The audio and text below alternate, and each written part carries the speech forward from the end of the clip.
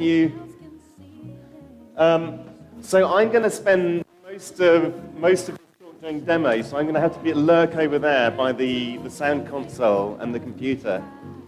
I apologize for the fact that I don't speak Spanish. I hope some of you can understand me at least. I'm told that my English accent is very difficult to understand because you're more used to listening to American accents. So I hope some of you have some idea what I'm saying, and I apologize if you don't. I'm from London. I am one of the co-founders of a data visualization studio called Kiln, based in London. We've been going for about 5 years or so, and I'm going to talk through some of the things that we've done over the years and what we've learned from that about how to visualize data and so on. So I'm hoping at some point something will come up on the wall behind me. Something's come up on the wall behind me. That's good. It worked when we tested it. Oh, I can see it on the screen here as well. This is nice.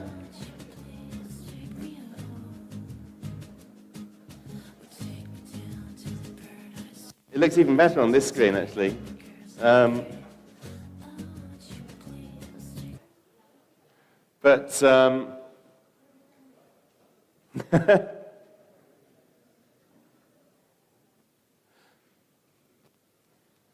Can any of you understand me? Oh, good. A little bit worried. I was just going to stand here and talk for half an hour while you all just slowly fall asleep, listening to the sound of my voice like a burbling stream. So I think we have translation so that I can understand you. That the Spanish talks are being translated into English for me, which is very helpful. But I think not the other way around. Is that right? Maybe it is being done the other way around as well. I don't know. Maybe I'm on the wrong channel. Ah, okay. Whoa. Okay, right. Okay, so that's cleared up. There is translation into Spanish for people who don't understand my English. As long as the translators understand my English, of course. That's the key thing. Wait, I saw something on the screen there for a brief moment. It was a brief moment of joy.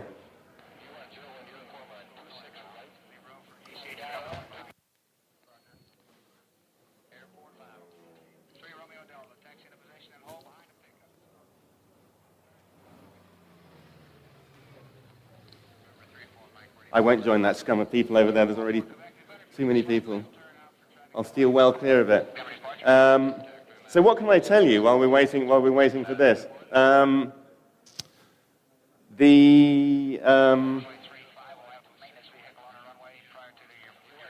So Kiln was founded in about 2011, 2012 by me and a man called Duncan Clark.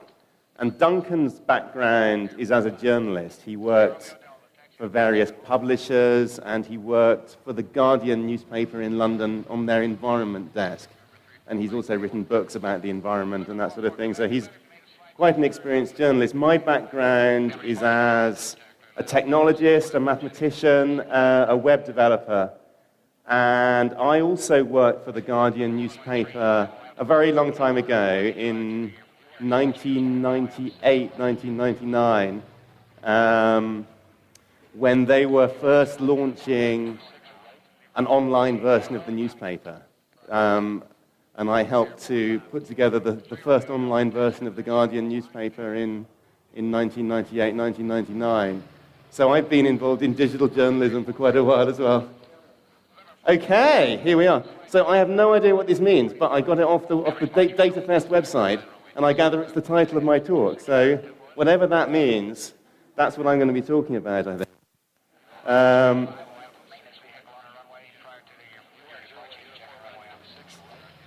Okay, visualizing data, I'm told. So I get occasional things in English in my ears. If I suddenly look like I've been electrocuted from a lightning bolt from God or something, that's because someone's talking in my ears, and I'm suddenly receiving wisdom directly into my ears. No, I like it. It's nice having a direct line to God. And, okay, so that data plus journalism plus technology plus design, that was our tagline. And here we are, that's me with the hair, and that's Duncan with not so much hair. And I've already told you about us. And so we started in 2012, and I'm going to show you the first thing we did. I'm going to walk you through some of the projects we've done over the years and talk a bit about what it is that we've learned from them. How long have I got, by the way? Half an hour or so. Okay, perfect. And then at the end, I'm going to talk a bit about what it is we're working on at the moment, which I hope will interest some of you. So this is a screenshot from our website. There are loads of projects we've done that I'm not going to have time to talk about today. So if you're curious, please do check it out, kiln.digital. And there's lots of stuff on there that you might find interesting that I won't be able to talk about. But there are some things. So this is the very first project that we did. This is actually a newer version of it. I can show you the old version if you really want. But the first project that we did in 2012 was called the Carbon Map. So this reflects Duncan's background in environment journalism. And he had an idea. He was working at The Guardian, and he was getting really frustrated at how hard it was to do anything interesting online at The Guardian, because they have like all news organizations, they had quite a few developers working for the organization, but they're always very busy, and they're booked up for months in advance on big projects. And it's very hard to get access to development expertise for small projects in an organization like that. So Duncan knew me, and he came to me and he said, hey, I've got this great idea, why don't we work together and make it? And I said, that sounds great, let's do it. So I'll show you what this is, and you'll be pleased to hear that, assuming this works, it's, well, oh, something else has gone wrong there. Right. This is really strange. This should be running on my computer. So if this doesn't work, then I don't know what it means. Am I on the internet? I hope I'm on the internet. But I shouldn't need to be on the internet, you see, that's the thing. It should work anyway.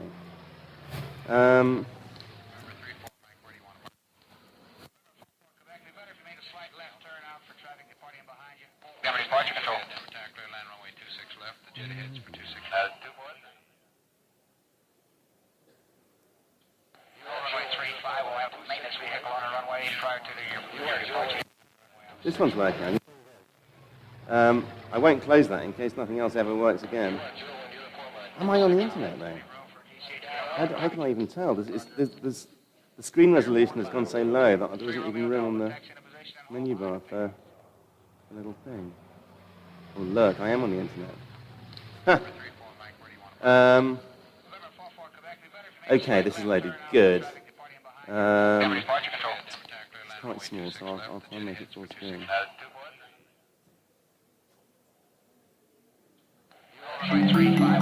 We used to see Good.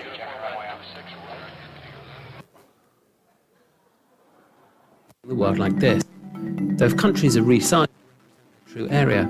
Okay, so you can't understand that, right? So what I should do is I should press the Espanol button.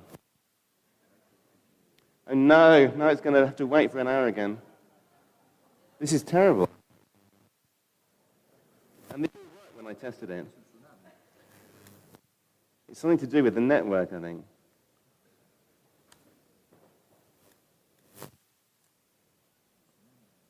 Okay, it does work. It just takes a long time. There is no internet connection. Well, that's okay, because I don't need an internet connection. All I need is for this to load. It's on my computer. Maybe I can show you the really old version, but that's not in Spanish.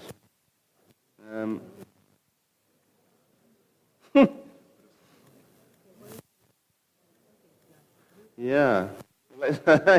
Are any? Okay, look, it has worked. It's just really slow. Maybe if I turn the internet off, that will... Okay, maybe if I turn the internet off, then it'll work better. Estamos acostumbrados a ver el mundo así. Aunque si se cambiara el tamaño de los países para representar su verdadero espacio, en realidad se parecería más a esto.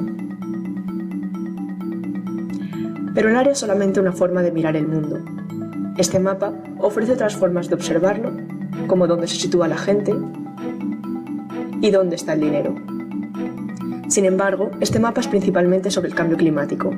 Consulta los mapas de responsabilidad para ver cómo cada país impulsa las emisiones globales de carbono desde la extracción de combustibles fósiles a su combustión, pasando por el consumo de bienes y servicios que se producen a través de ellos. También se pueden ver las emisiones históricas, la mayoría de las cuales todavía y las emisiones potenciales que actualmente están encerradas en reservas de carbón, petróleo y gas. Además, encontrarás algunos mapas sobre vulnerabilidad, en los que se encuentran las personas en mayor riesgo por el cambio climático, como las ya expuestos a sequías, inundaciones y temperaturas extremas. Haz clic en cualquier país para ver sus datos nacionales y, si quieres, utiliza el desplegable sombreado para obtener información adicional. Por ejemplo, podemos agregar sombreado para mostrar en qué partes del mundo la población va en aumento, en las áreas rojas, o en descenso, en áreas verdes. Si después hacemos clic en el mapa de emisiones, podemos ver que los países con poblaciones de más rápido crecimiento liberan muy poco CO2. Pero si haces clic en el mapa de población en riesgo, podemos ver que esa misma parte de la población en crecimiento está muy expuesta a los impactos del cambio climático. Así que esto es el mapa de carbono. Investiga un poco con el ratón para obtener un mejor conocimiento de este tema tan complejo y crucial al mismo tiempo. So thank you to the translators, because I'd always wondered if the Spanish translation was correct, and it turns out it is. So this is good. The translation was done for us by an organization called United Explanations. I don't know whether any of you are familiar with them. I wasn't until they approached us offering to translate it for us. But they're a Spanish language online news service of some sort. I mean, the thing about this map, from a sort of technique point of view to understand, is that what you just saw is not a video. This is an interactive map. You can click on the countries and find out information about them. You can click on, the population or the carbon extraction or whatever, and you can see the numbers down there. And you can switch between the different maps. But we had this idea when we made this map, and it's an idea that has stuck with us that we've used repeatedly over the years since then, of adding this description. Because often if you look at these sorts of pieces of, this sort of interactive content, it's very interesting if someone explains it to you. But if someone just sends you a link and you open it on your computer or your phone or whatever and you look at it and you think, what's this? What do I do? What does it mean? And it's quite hard work to get anything out of it. So we had this idea of adding what we call a talkie that will talk you through it, and then you can interrupt it at any time and explore by yourself and have a look around.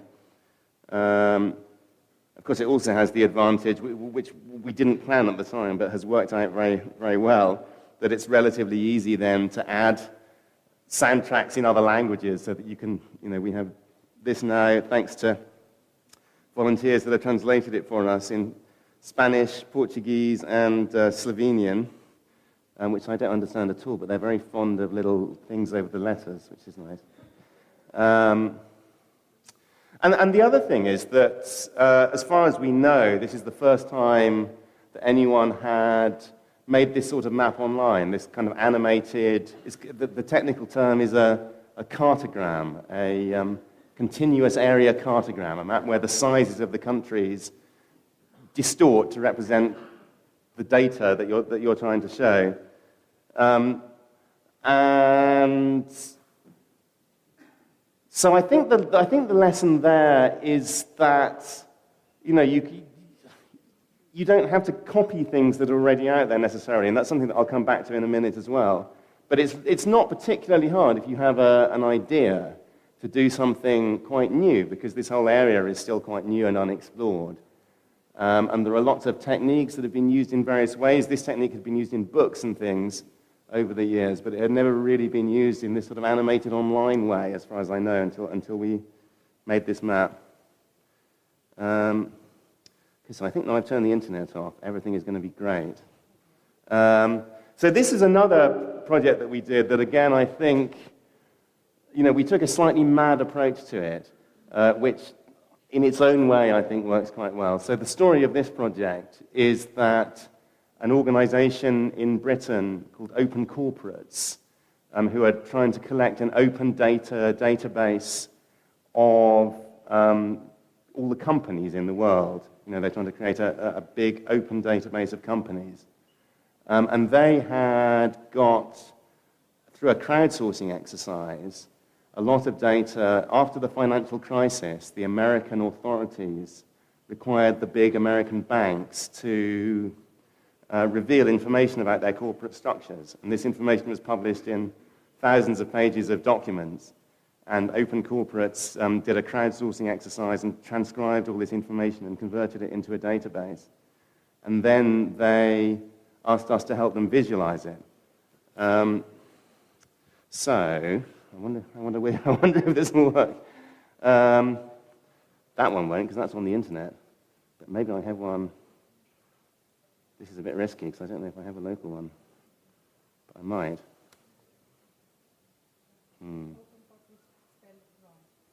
Oh, thank you. Open Corporates. I know, I already tried. I already tried that.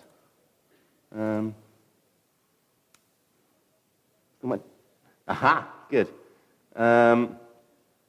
So the fun thing about this one is particularly looking at Goldman Sachs. So just to explain what's going on here, because this is a form of visualization that we invented for this purpose, so you probably haven't seen it before unless you've seen this particular project. Each little circle on the screen represents a company, and the information we have about these companies is what country they're registered in, and the chains of ownership, which companies own which other companies. So what we did was we took all the companies that were registered in the same country, and we scrunched them together into the shape of that country, and we laid them out roughly in the geographical orientation of the countries themselves. So this map here represents the investment bank Goldman Sachs, and that's the United States of America. So all these are companies that are registered in the United States of America. You can see where the headquarters is, because it's the one that has all the lines going to it. And the positions within the country don't mean anything. They're just, yes, if you go over the headquarters, then it lights up like a Christmas tree, because all the companies in the whole map are linked to the headquarters. But the most amusing thing to me is that island there, that's not there in most maps of the world, is it? Not like that. Does anyone know what that is? Oh, I can't hear you. You see, I've got these headphones on and everything, and you're too far away. But it's the Cayman Islands. So all the red countries on here represent tax havens, and the blue ones represent ordinary countries. So I don't know, Brazil's probably down here somewhere, I don't know if it's there at all. Argentina, I mean. Brazil probably is too. Anyway, so this is quite. This was a very short project. We did the whole project in about a week, so we didn't have time to add a sort of audio description layer. But I think it's quite an interesting example of something really non-standard that in its own way is quite powerful and effective, I think. Okay, so this is the one that was making noises earlier. Where's it gone? Ah, ha, ha, ha. Okay.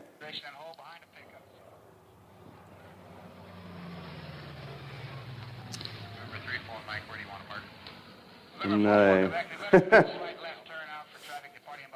Okay, I'm going to risk turning the internet back on. Is that true now? Good, that worked. Right. So this one is not in Spanish, unfortunately, but I'll show you. Here's an extraordinary fact. Right now, as you watch this, 500,000 human beings are in the sky, many of them high above the clouds in the thin air of the lower stratosphere. Here's where they are at this moment, aboard the thousands of planes that crisscross the world simultaneously. And here's how they moved across the skies in the last 24 hours, based on live data that even takes account of delays to individual flights. Each day sees a similar global dance, as the sun rises on each region, so the takeoffs and landings begin. In Asia, then Europe, then America, and then Asia once again. Only in the dead of night do the skies clear a little. Plotting all the routes flown in a single day reveals the interconnectedness of the modern world and the uneven distribution of those connections. There are dense webs above Europe, the US, and East Asia, but the skies are much emptier over Africa and South America. Explore the map, and then press continue to see how we got here. So this is part of a fairly large project that was commissioned by The Guardian. And it has 4 different chapters that talk about different aspects of aviation, history, and it's I won't show you very much of it, but just to give you an idea of what sort of thing is going on. So this is the first commercial flight in Florida. So there's some information here about and all of these have a talkie, so you can press play and hear a description of it, or you can just click through and explore them for yourself. So this is the story of the first commercial flight, and then the 3rd chapter. Oh, sorry, thank you very much. The 3rd chapter is about the ensuing century of growth in aviation subsequent to that. So we have a graph showing the rise in the number of air passengers, which is really genuinely extraordinary. So this is at the time it was made. And so the little dip that you can see there in about 2001 is the dip following the 9/11 attacks. And you can see that since then, it's almost doubled. And this was in 2012, so it's quite extraordinary. But, what? Oh, I have a laser. Yes. Aha!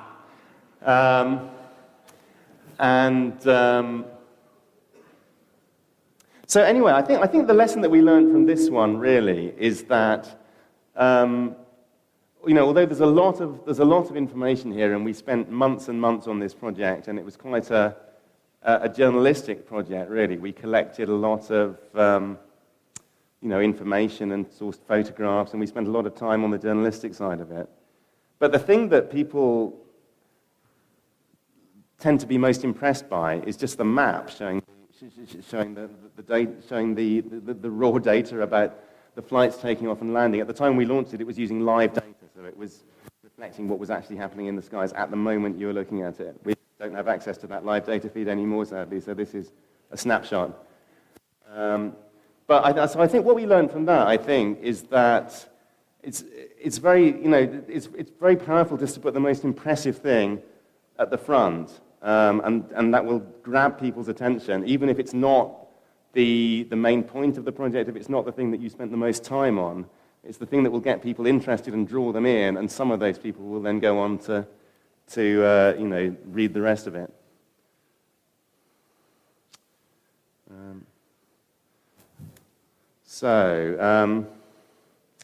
This is another project we did with The Guardian. This is slightly different from anything else we've done, really, because it wasn't our project, it was a Guardian project, and it was a film project. And we made an interactive map to go along with it, and we created this map image, and we created all the interactive content, and we embedded it with the videos and all that sort of thing. So I'm going to show you this partly because it exists in various languages, including Spanish. So I can show you something that will be in Spanish. I'll just show you.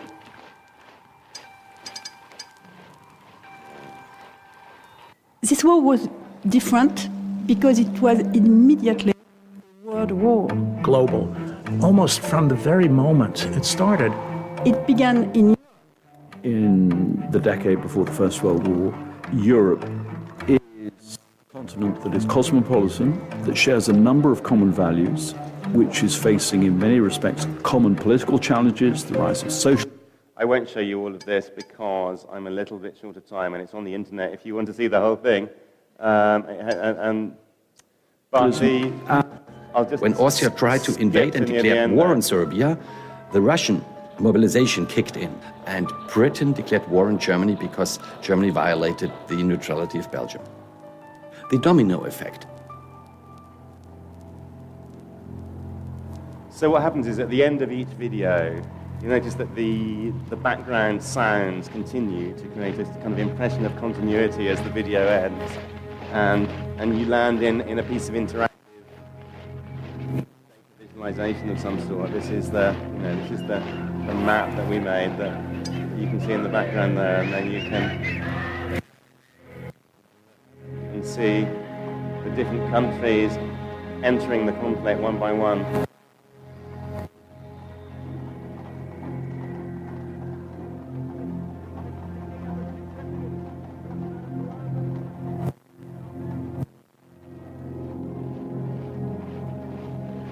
As more and more countries were dragged into the conflict in various ways. It takes their languages. And you can see why the blue side won as well.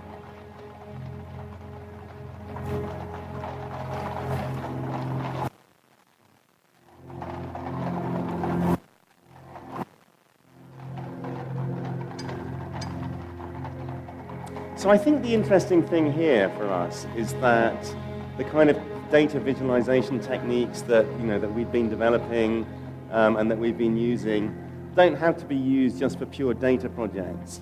The same techniques work quite well in the context of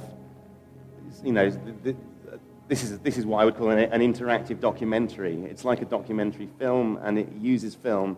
But it's not only a film, it has these interactive components as well. And that's quite a powerful medium for storytelling if you want to combine traditional sort of emotionally led storytelling with hard data.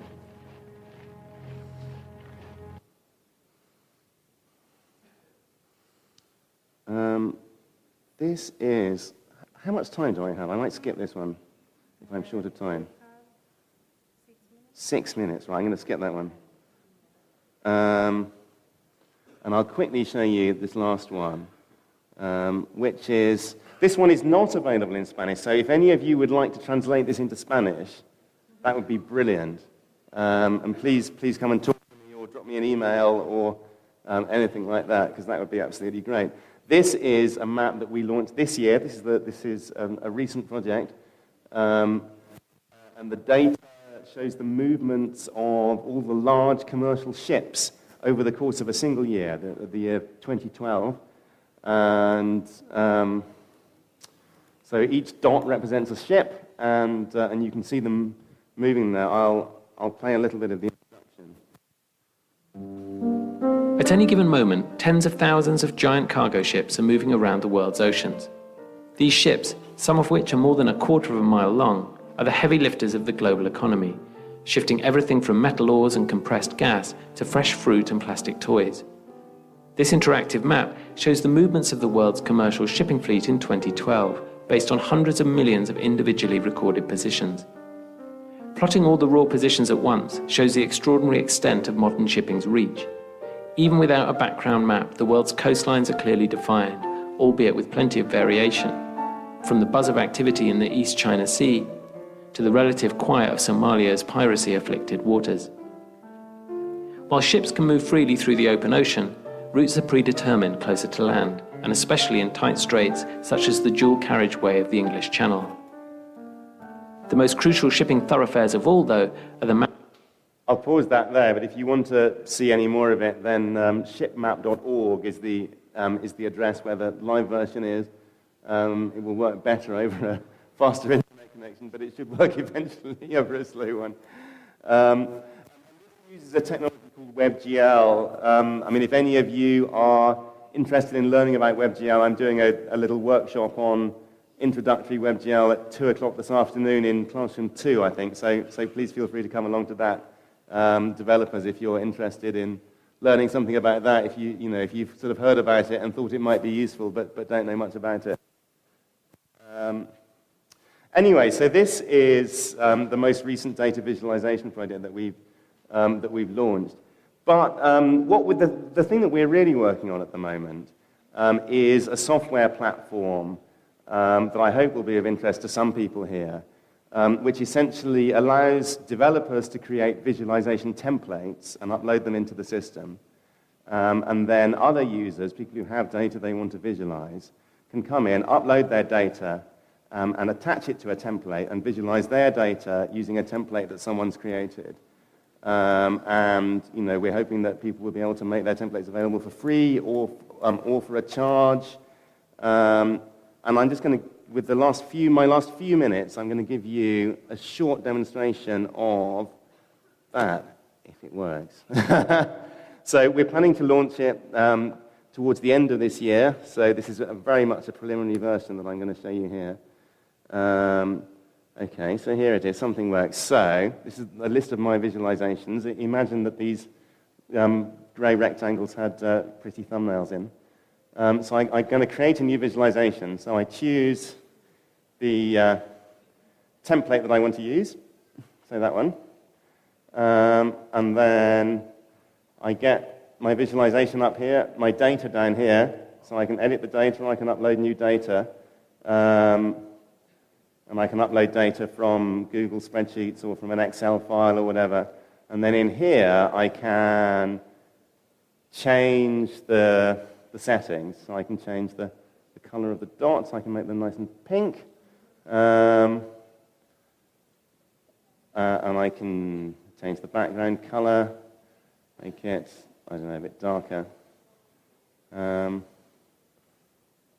All that kind of, that sort of, I know, I can change settings there, and these settings are defined by the author of the template.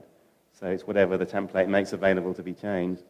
This visualization, incidentally, visualizes the attendees of a conference that happened in London a couple of weeks ago for the founders of technology companies. So you can see if you can group them in various ways. So you can shade them by men and women and group them in the same way. And then you can see, as the years went on, so the conference has been happening since 2006, how the number of attendees has grown and how the split between men and women has changed as well. And I've made the dots a bit big, so it's becoming a bit chaotic there. But you can, and you can also see what it looks like on different devices. So you can see how it looks on a mobile phone. You can rotate it that way, so you can make sure that it looks okay. So I can see that my dots are a bit too big here to fit on a mobile phone, so I can turn that down a bit. And then once you've created it, then you can share it, or you can embed it in a website, or you can publish it as an image or whatever.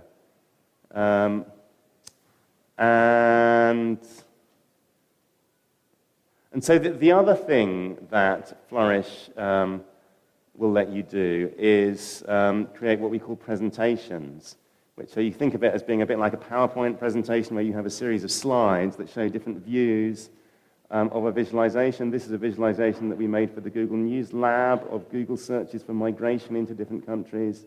And it's this kind of interactive, zoomable globe here.